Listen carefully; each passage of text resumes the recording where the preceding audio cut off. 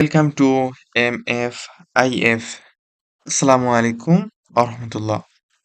প্রিয় বন্ধুরা, তোমরা সবাই কেমন আছো?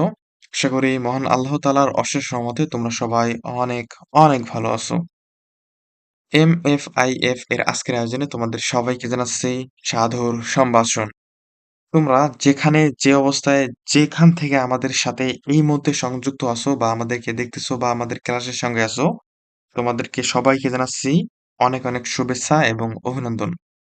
আমাদের যে বেসিক ক্লাসগুলো ছিল, সেই ক্লাসগুলোর আজকে আছি হলো ৩৬তম ক্লাসে। এর আগে ৩৫ টি ক্লাস নিয়েছি।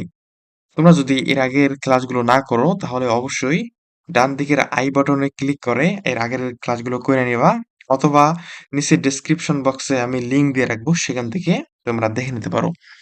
আজকে আমরা এয়ারফোর্সের বেসিক যে ক্লাস, সেই ক্লাসগুলোর ৩৬তম ক্লাসে আছে এবং আজকে আমরা আলোচনা করব হলো ইংরেজি পার্টটি নিয়ে। তোমরা যারা technical, non technical, প্রবোস্ট, cipher assistant, এমটিওএফ, even buffer যে কোর্সগুলো থাকে সেই কোর্সে তোমরা যারা আবেদন করবে বা আবেদন করছো, তোমাদের অবশ্যই ইংরেজি একটা পরীক্ষা হবে যেখানে ৫০টা এমসিকিউ থাকে এবং এখানে আমাদেরকে সর্বোচ্চ নম্বর ক্যারি করতে হয়। যদি আমরা ভালো নম্বর এখানে অর্জন না করতে পারি, তাহলে কিন্তু আমরা পরবর্তী ধাপ বা পরবর্তী যে ইভেন্ট গুলো রয়েছে সেখানে আমরা কখনোই যাইতে পারবো না। সো ইংরেজি হলো খুবই একটা গুরুত্বপূর্ণ অধ্যায়। সো ইংরেজি একটা খুবই গুরুত্বপূর্ণ আরকি আমাদের পরীক্ষা। সো এই ইংরেজিতে একটা অধ্যায় রয়েছে বা একটা আরকি চ্যাপ্টার রয়েছে যেখান থেকে ৭ থেকে ৮ টা প্রশ্ন আসে। এয়ারম্যান এবং বাফাতেও আসার সম্ভাবনা অনেক বেশি। সেটা হলো ক্যাপিটালাইজেশন অ্যান্ড পাংচুয়েশন। আমি যদি তোমাদেরকে আ বলি যে এসএসসি এবং হলো এইচএসসি, এসএসসি এসএসসি এবং হলো আমাদের এইচএসসি যে ২ টো আছে, অর্থাৎ এসএসসি এবং এইচএসসির মধ্যে ইংরেজি গ্রামারের সবচেয়ে সহজ অধ্যায় কোনটি? তাহলে একটা ছোট্ট বাচ্চা বলে দিতে পারবে যে, "ব্রো, ক্যাপিটালাইজেশন এবং পাংচুয়েশন মার্ক হলো সবচেয়ে সহজ এবং একটা কমন অধ্যায়। এখান থেকে পোলাপানরা সর্বোচ্চ নাম্বার ক্যারি করতে পারে।"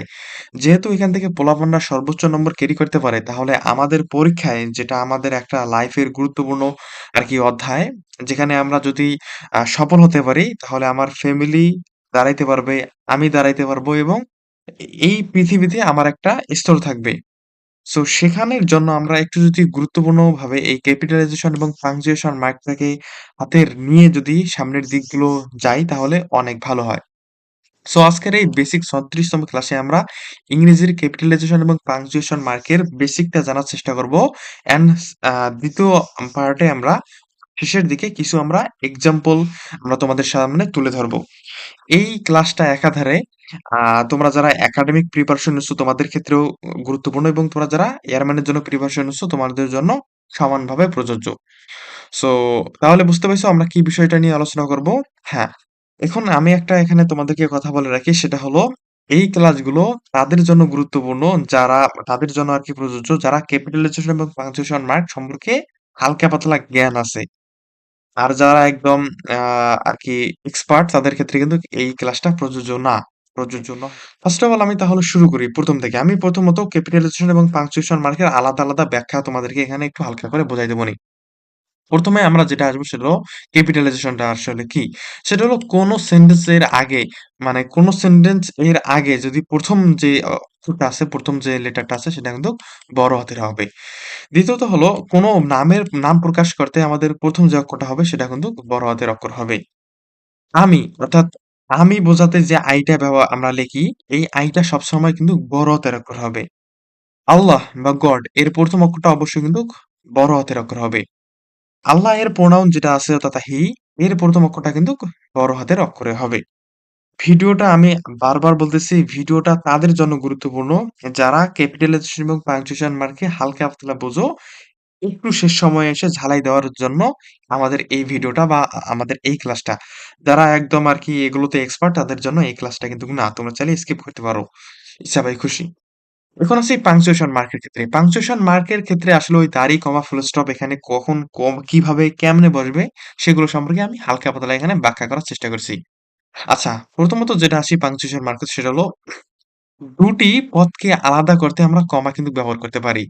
যেমন পেন, পেন্সিল এরকম আরকি ২ টি যে ইয়াগুলো রয়েছে পদগুলোকে, এগুলো যদি আমরা আলাদা করতে চাই তাহলে সেখানে কিন্তু আমরা কমাটা ব্যবহার করতে পারি। এরপর অ্যাপোস্ট্রোফ এর আগে কিন্তু আমরা কমা ব্যবহার করতে পারি। যেমন Dhaka, comma, the capital of Bangladesh, comma, is a big city. এরপর ইয়েস অথবা নো অথবা স্যার এরকম সম্বোধন পদ এর পরে কিন্তু আমরা কমা বসাতে পারি। যেমন ইয়েস আই ক্যান, এখানে আমরা কমা বসাইলাম। এরপর স্যার, এরপর কমা, মে আই কাম ইন, এখানে ফুল স্টপ তো বাক্যের শেষে বসাই এবং এখানে কমা কিন্তু আমরা ব্যবহার করতে পারি। এরপর আসি আমরা যেটা আছে সেটা হলো আমাদের পাংচুয়েশন মার্কের ডাইরেক্ট ন্যারেশন। এর রিপোর্টেড স্পিচের আগে ও পরে কিন্তু আমরা ইনভার্টেড কমা ব্যবহার করব। এটা সবচেয়ে আমাদের কমন আসে যখন আমরা ন্যারেশন করি। অবশ্যই এই যে এরকম ইনভার্টেড কমা ব্যবহার করি না, তখন কিন্তু এটা আমরা দেখলেই বুঝতে পারি। সো ডাইরেক্ট ন্যারেশনে রিপোর্টেড স্পিচ এর আগে ও পরে কিন্তু আমরা ইনভার্টেড কমা বসাই। লাইক এই যে এরকম ইনভার্টেড কমা, এখানে আমাদের রিপোর্টেড স্পিচ আছে, এর আগে এবং পরে আমরা ইনভার্টেড কমা দিয়ে এটা রেখে দিয়েছি। রিপোর্টিং ভার্ব এর পরে এবং রিপোর্টেড স্পিচ এর আগে কিন্তু আমরা কমা ব্যবহার করতে পারি। যেমন হি সেড, এই যে কমা, বুঝতে পেরেছো? আমাদের রিপোর্টিং ভার্বের পরে এবং রিপোর্টেড স্পিচের আগে কিন্তু কমার ব্যবহার। এই দেখো এখানে রিপোর্টেড স্পিচের আগে কিন্তু কমা দেওয়া রয়েছে। রিপোর্টেড স্পিচের পরে রিপোর্টিং ভার্ব থাকলে তখন বাক্যের শেষে কিন্তু ফুল স্টপ না বসে কমা ব্যবহার করতে হবে।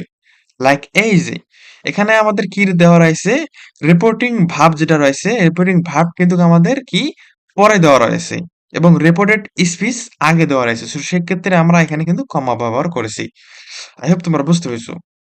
এরপরে যেটা আমাদের রয়েছে সেটা হলো পাংচুয়েশন মার্কের ক্ষেত্রে আমাদের অ্যাসার্টিভ, ইম্পারেটিভ কিংবা অপটেটিভ সেন্টেন্স যেগুলো রয়েছে এর শেষে কিন্তু অবশ্যই ফুল স্টপ বসে। যেমন আই নিড আ পেন, এই দেখো ফুল স্টপ। এরপর লেটস গো, এই দেখো ফুল স্টপ। বুঝতে পেরেছো? আমি জাস্ট হালকা পাতলা ভাবে পাংচুয়েশন মার্ক আমি যেভাবে ব্যবহারি হালকা পাতলা ভাবে তোমাদেরকে বোঝাচ্ছি। তবে আমার ক্লাসটার চেয়েও তোমরা যদি অন্যান্য টিচার বা তোমার যে গ্রামার বইটা রয়েছে সেখান থেকে যদি পাংচুয়েশন মার্ক এবং ক্যাপিটালাইজেশন দেখো তাহলে অনেক অনেক অনেক ভালো হয়। এরপর হলো ইন্টারোগেটিভ সেন্টেন্সের শেষে কিন্তু অবশ্যই প্রশ্নবোধক চিহ্ন বসবে। বুঝতে পেরেছো? হাউ আর ইউ, এখানে শেষে কিন্তু প্রশ্নবোধক চিহ্ন বসবে। দেন এরপরে বলছে হলো এক্সক্লামেটরি সেন্টেন্স বা ওয়ার্ড এর শেষে কিন্তু আশ্চর্যবোধক চিহ্ন বসবে। হুররা, এর শেষে কিন্তু আশ্চর্যবোধক চিহ্ন দেওয়া রয়েছে। এরপর হলো দেখো তোমরা শব্দ থেকে অক্ষর যদি বাদ দিতে হয় বা পসেসিভ করতে হয় তাহলে কিন্তু এস এরকম আর কি যেটা আমরা বুঝি সেটা কিন্তু বসে। যেমন ক্যান নট, এটা যদি আমরা শর্টকাটে লিখি তাহলে CAN, তারপর এই যে উপরে আর কি কমা অ্যাপোস্ট্রোফেট টি। উই উইল, এটা যদি আমরা শর্টকাটে করে লিখি বা সেন্টেন্স বা অক্ষর বাদ দেই তাহলে উই, এরপর অ্যাপোস্ট্রোফেট, তারপর ডবল এল।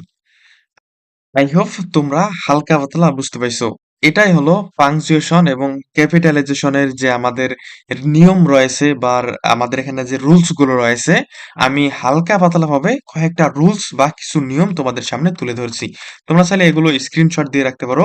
এই যে ক্যাপিটালাইজেশন এর এটা, এই যে পাংচুয়েশন মার্কের এগুলো, তোমরা চাইলে এগুলো কিন্তু আর কি স্ক্রিনশট দিয়ে রাখতে পারো। সো প্রিয় বন্ধুরা, এগুলো হলো আমাদের নিয়ম বা এগুলো কিভাবে কেমনে হয় তার হালকা পাতলা কিছু রুলস আমি তোমাদেরকে আবার বলতেছি। তোমরা যদি ক্যাপিটালাইজেশন এবং পাংচুয়েশন এই মার্কগুলো না বোঝো তাহলে আমার ক্লাসের চেয়ে বেটার হয় তোমার বাসায় যে গাইডটা রয়েছে বা গ্রামার বইটা রয়েছে সেটা খুলে দেখা। তো এটা তো আমরা কিছু রুলস এবং কিছু রেগুলেশন আমরা দেখলাম বা কেমনে কি হয় কিছু সূত্র আমরা দেখলাম। এখন তাহলে দেখি যে আসলে এয়ারফোর্সে ক্যাপিটালাইজেশন এবং পাংচুয়েশন মার্ক আসলে কেমন আসতে পারে, তাই না? আমরা কিন্তু সেগুলো দেখতে চাই। ধরো প্রথম কোশ্চেনটা দেখে লক্ষ্য করো। এখানে এই যে এখানে একটা নাম দেওয়া থাকবে, যেকোনো একটা নাম, আমি আমার চ্যানেলের নামটা আর কি এখানে ব্যবহার করছি। এখানে যেকোনো একটা কিন্তু নাম দেওয়া থাকবে, বুঝতে পেরেছো? সো এখানে নাম দেওয়া থাকলো যে রহিম, করিম, যদু, মধু, কল্যাণী টল্যাণী যা কিছু মানে যেকোনো একটা নাম দেওয়া থাকলো। গোস টু স্কুল এভরিডে, এটা আমাদের কোশ্চেন। আচ্ছা, এখানকার আমরা ইয়াটা দেখি তাহলে অপশন গুলো দেখি তাহলে আমরা বুঝতে পারবো কোশ্চেন আসলে কিরকম। আচ্ছা, এখন তো বুঝতে পারছো। হ্যাঁ, এখানে কোথায় কমা বসবে, কোথায় কি বসবে তোমরা একটু বলো। আমাকে বলো এখানে কোথায় কমা বসবে, মানে এর সঠিক আনসারটা কি হবে তোমরা এখন বলো। এটা আরকি আমাদের এখানে ফুল স্টপটার ব্যবহার করতে হবে। কোথায় ফুল স্টপ বসবে বা কোথায় কি বসবে। এখানে কমা দেওয়া রয়েছে, ফুল স্টপ দেওয়া রয়েছে, সেমিকোলন দেওয়া রয়েছে, আমাদের আরকি প্রশ্নবোধক চিহ্ন দেওয়া রয়েছে, ইনভার্টেড কমা কোথায় কি বসবে? মানে এই যে শূন্যস্থানটা দেওয়া রয়েছে আমি আরো সহজভাবে বুঝাই দেই। এই শূন্যস্থানে কি বসবে? কমা বসবে, ফুল স্টপ বসবে, ইনভার্টেড কমা বসবে, না প্রশ্নবোধক চিহ্ন বসবে, না ড্যাশ বসবে, কি বসবে? এখন তোমরাই বলো।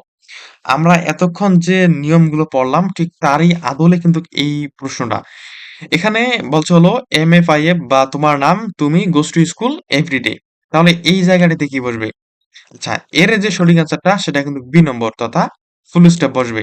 কেন জানো? সেটা হলো অ্যাসার্টিভ, ইম্পারেটিভ এবং অপটেটিভ সেন্টেন্স এ সম্পূর্ণ বিরতি প্রকাশ করতে কিন্তু আমরা ফুল স্টপ ব্যবহার করি। অর্থাৎ অ্যাসার্টিভ সেন্টেন্স যেগুলো রয়েছে, ইম্পারেটিভ সেন্টেন্স রয়েছে, তারপর অপটেটিভ যে সেন্টেন্স গুলো রয়েছে না, এগুলো সম্পূর্ণ যখন বোঝাবে সেই ক্ষেত্রে কিন্তু আমরা শেষে কিন্তু আমরা ফুল স্টপ ব্যবহার করতে পারি।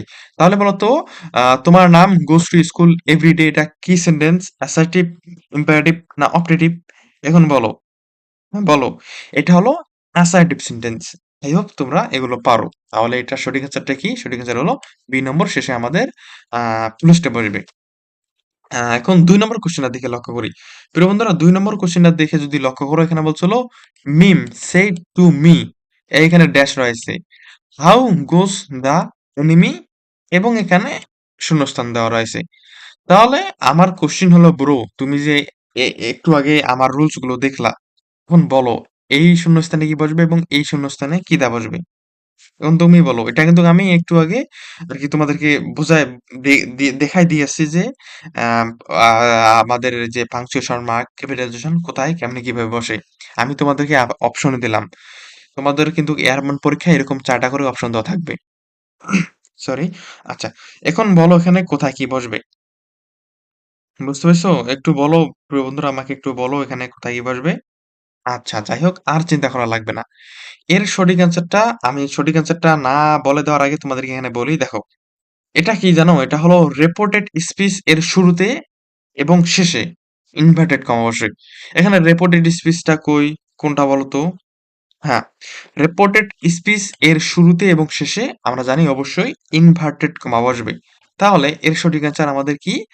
ডি নম্বর এর সঠিক অ্যান্সার। এখানেও আমাদের ইনভার্টেড কমা শুরু হবে এবং এই শূন্যস্থানে আমাদের ইনভার্টেড কমাটা গিয়ে শেষ হবে। আই হোপ তোমরা বুঝতে পেরেছো। কেমন? ওকে। দেন আমরা পরবর্তী থার্ড কোয়েশ্চেনটা দেখে লক্ষ্য করি। ৩ নম্বর প্রশ্ন। ৩ নম্বর প্রশ্নটা খুবই সহজ। এখানে বলছিল হাউ কনফিডেন্ট ইউ আর এই যে শূন্যস্থান এখানে কি বসবে? এখানে কিন্তু আমাদের ইনভার্টেড কমা দেওয়া রয়েছে। তোমরা আবার রিম করে ইনভার্টেড কমা এখানে বহাই দিও না। আমি কিন্তু এই যে এখানে শূন্যস্থান দিয়েছি, এটা কিন্তু তোমাদেরকে বুঝতে হবে। এখন অপশনটা দিকে লক্ষ্য করো, অপশন কি দেওয়া রয়েছে? অপশনে আমাদের এখানে ৪ টা অপশন দেওয়া রয়েছে। এখন সঠিক অ্যান্সারটা কি তা হবে? তোমরা আমাকে জানাই দাও। দ্রুত। আচ্ছা, আচ্ছা চেষ্টা করা লাগবে না। আমি তোমাদেরকে জানাই দিচ্ছি। এর যে সঠিক অ্যান্সারটা হবে, এর সঠিক অ্যান্সার কিন্তু এ নম্বর হবে। বুঝতে পেরেছো? How confident you are I hope তোমরা এর সঠিক অ্যান্সারটা বুঝতে পেরেছো।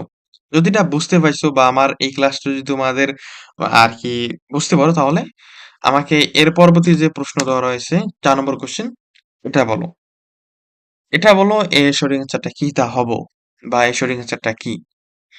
My mother said to me এটা একটা আরকি আ অসম্পূর্ণ মানে এটা সেন্টেন্সটাতে ভুল দেওয়া রয়েছে। এখানে আমাদের ক্যাপিটালাইজেশন এবং পাংচুয়েশন মার্ক করতে হবে এবং কোথায় বড় হাতের অক্ষর বসাতে হবে, কোথায় ছোট হাতের অক্ষর বসাতে হবে তাও দেখতে হবে।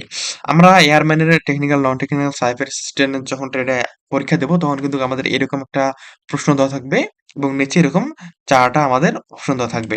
আমাদেরকে খুঁজে বের করতে হবে এই সঠিক অ্যান্সার কোনটি। So my mother said to me এখানে সঠিক অ্যান্সার ঠিক কোনটা হবে? তোমরা একটু বলো। আচ্ছা, আমি তোমাদেরকে বোঝাই দিচ্ছি। দেখো, মাই মাদার বাক্যের শুরুতে সেন্টেন্সের শুরুতে ১ম অক্ষরটা বড় হাতের অক্ষর হবে। তাহলে বড় হাতের অক্ষর কই দেওয়া আছে? এই যে বি নম্বরে বড় হাতের অক্ষর দেওয়া রয়েছে এবং সি নম্বরে বড় হাতের অক্ষর দেওয়া রয়েছে। আরেকটা কথা সেইড এর পর একটা অবশ্যই মি অর্থাৎ মানুষের নাম দেওয়া থাকবে এবং এর শেষে অবশ্যই কমা ব্যবহার করা লাগবে। তাহলে সঠিক অ্যান্সারটা কোথায় কমা দেওয়া রয়েছে? এই যে এ নম্বরে কমা দেওয়া রয়েছে এবং সি নম্বরে কমা দেওয়া রয়েছে। যেহেতু এ নম্বরে ১ম এ মাইটা ছোট হাতের অক্ষর তাহলে সঠিক অ্যান্সারটা আমাদের সি নম্বর হবে। এই দেখো সঠিক অ্যান্সার সি। বুঝতে পেরেছো? যেহেতু তোমরা এই কোয়েশ্চেন গুলো পারো, তোমাদের জন্য তালি রইলো এবং সাধুবাদ রইলো। তুমি হতে যাচ্ছ এয়ারফোর্সের একজন গর্বিত সদস্য। আর এই কোয়েশ্চেন গুলো বেশি, বেশি করে প্র্যাকটিসের মাধ্যমে তুমি আসতে যাচ্ছ এই বাহিনীতে। আর এইরকম কিছু প্রশ্ন নিয়ে আমাদের একটা সাজেশন তৈরি করা হয়েছে যেটা হলো নেক্সট টার্গেট PAF নামে সাজেশন। যে সাজেশনে আমরা বিগত বছরের প্রশ্ন দেওয়ার চেষ্টা করেছি। পাশাপাশি এবছর আসার মতো কিছু গুরুত্বপূর্ণ প্রশ্ন আমাদের এই সাজেশনে ইনক্লুড করা রয়েছে। শেষ সময়ে সাইবার অ্যাসিস্ট্যান্ট ট্রেড কিংবা প্রভোস্ট ট্রেডের তোমরা যারা প্রস্তুতি নিচ্ছ, হাতে খুবই কম সময় রয়েছে। একটু সময় রয়েছে। যদি ভালো করে প্রিপারেশন নিতে চাও বা শেষ সময়ে নিজেকে ঝালাই নিতে চাও তাহলে আমাদের এই সাজেশনটা তোমাদের জন্য বা আপনাদের জন্য অনেক ইফেক্টিভ এবং অনেক কার্যকর হবে। একটু এই সময়ে একটু ভালো করে প্রস্তুতি নাও, একটু সময় দাও, একটু লেগে থাকো। শেষ সময়ে তুমিও হাসতে যাচ্ছ। সো আমাদের সাজেশন গুলো স্বল্প মূল্যে আমরা বিক্রি করতেছি। নিচের নাম্বারে ফোন দিয়ে অথবা আমাদের Facebook পেজে এসএমএস দিলে আমরা এটা নেওয়ার বাকি প্রসেসটা তোমাদেরকে জানাই দিবনি। আচ্ছা 4 নম্বর কোয়েশ্চেন দেখলাম না? এখন ৫ নম্বর কোয়েশ্চেনে আসি। ৫ নম্বর কোয়েশ্চেনে আমাদের কি তা বলছে? প্রিয় বন্ধুরা ৫ নম্বর কোয়েশ্চেনে দেখো এখানে বলছিল "দ্য ড্যাশ ওয়াজ হাঙ্গরি" এখানে কি তা বসবে? অর্থাৎ এই যে এখানে যে ড্যাশ রয়েছে, এখানে কি বসবে? তোমরা একটু বলো। এখানে ৪ টা ২ টা অপশন দেওয়া রয়েছে। ৪ টা অপশন থাকে বেসিক্যালি আমি ২ টা অপশন পাইছি, ২ টা অপশনই দিয়েছি। এখানে তোমাদের আমাদের দেওয়া রয়েছে MAN এবং হলো MAN। MAN দেওয়া রয়েছে। আচ্ছা যাই হোক দেওয়া আছে সঠিক ভালো। তাহলে এই A নম্বরটা বসবে না B নম্বরটা বসবে? The dash was Hungary. I hope তোমরা বুঝতে পেরেছো এর সঠিক অ্যান্সারটা কি হতে হবে।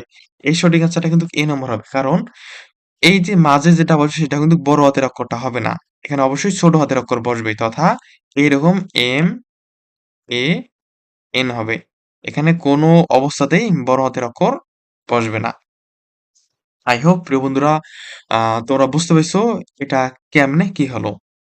এরপরের আমরা কোয়েশ্চেনেতে যাই তথা ৬ নম্বর কোয়েশ্চেনেতে যাই।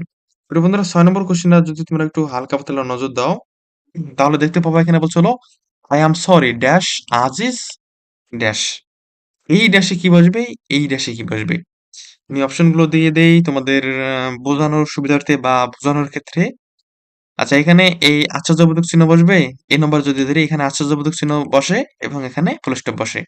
বি নম্বর যদি ধরি তাহলে এখানে ফুল স্টপ বসে এবং এখানে কমা বসে। সি নম্বর যদি ধরি তাহলে ১ম এ কমা বসে এবং শেষে ফুল স্টপ বসে এবং ডি নম্বর ধরলে ১ম এ কমা বসে এবং শেষে আমাদের প্রশ্নবোধক চিহ্ন বসে। তাহলে এ হবে, বি হবে না সি হবে না ডি হবে? কোনটা হবে? তোমরা দ্রুত খাতায় লিখে ফেলো। খাতায় লিখছো? আচ্ছা তোমরা কমান্ড বানাও না কেয়া? আমি তো বুঝি না। আমি তোমাদেরকে আমি তোমাদেরকে কতবার বলি যে আমাদের ক্লাসগুলো যখন হবে তোমরা অবশ্যই একটা খাতা এবং কলম নিয়ে বসবা। এখন এখন আমার এগুলো আরকি ভালো লাগতেছে না। জাস্ট পরীক্ষা দিবা। যখন একদম মানে একটা মারা খেয়ে যাবা, খারাপ খেয়ে যাবা তখন আমাদের এই কথাগুলো কিন্তু তোমাদের মাথায় আরকি আসবে। তখন বলবা যে YouTube এ একটা ভাইয়ের ক্লাস দেখছিলাম তখন এই ভাইটা আমাকে এইভাবে বলছিল যে মারা খাবো। খুব বড় পরিমাণে মারা খাবো। আসলে দেখো তোমরা যখন শমশেরনগরে আসবা বেসিক ট্রেনিং এর জন্য তখন কিন্তু ১ম যে আরকি তোমাদেরকে বেসিক ট্রেনিং এর সময় চামচ দিয়ে খাইতে হবে। ১ম দিন গিয়ে তোমাকে কিন্তু চামচ দিয়ে খাইতে হবে। তোমরা তোমাদের ব্যাচে ৬০০ জন থাকো বা ৮০০ জন থাকো বা ৯০০ জন থাকো। একটা কমান্ড দেবে সবাইকে সেই কমান্ড ফলো করতে হবে। একজন যদি কমান্ড অমান্য করে সবারই শাস্তি বরাদ্দ। তাহলে বোঝো এক মানে ৬০০ জন, ৭০০ জন বা ৫০০ জন লোক একটা কমান্ড ফলো করবে। এটা কি খেলার কথা? তোমাকে কিন্তু তখন সেইভাবে তারা তৈরি করবে। আমি ১ থেকে ৩৫ টা ক্লাস নিয়েছি। তোমাদেরকে কতবার বললাম যে, "ভাই আমাদের ক্লাসগুলো শুরুতে একটু খাতা কলম নিয়ে বইসা পড়ো।" আমি যখন বলি তখন একটু লেখো। একটু খাতায় প্র্যাকটিস করো। তখন তো কথাগুলো আমার শোনো না। যখন জাস্ট মারা খাবা তখন কিন্তু আমার কথাগুলো আরকি তখন কাজে লাগবে। সো মহান আল্লাহ তাআলা তোমাদেরকে এই কথাগুলো বা আমাদেরকে এই কথাগুলো বোঝার এবং শোনার বা মানার তৌফিক দান করুক। আমিন সবাই বলি। আচ্ছা যাই হোক, এখন আসি। I am sorry dash Aziz এখানে একটা যেকোনো নাম থাকতে পারে তাহলে এখানে কি বসবে?